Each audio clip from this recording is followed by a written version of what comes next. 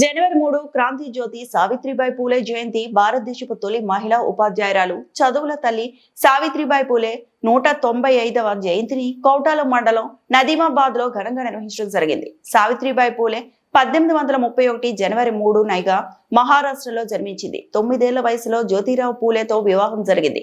ఆమె భర్త ఆమెకు మొదటి గురువుగా మారి విద్యా విప్లవం 1848 పూణేలో వీడేవాడలో దేశంలోనే మొదటి బాలికల పాఠశాల స్థాపన అవమానాలను ఎదుర్కొని ఆమెకు అగ్రవర్ణాలు పేడ విసిరి అవమానించేవారు.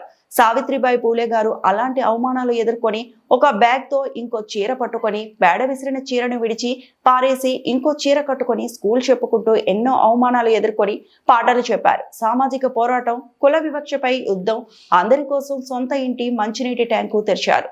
సతీ సహగమనం, బాల్య వివాహాలకు వ్యతిరేకంగా పోరాటం చేశారు.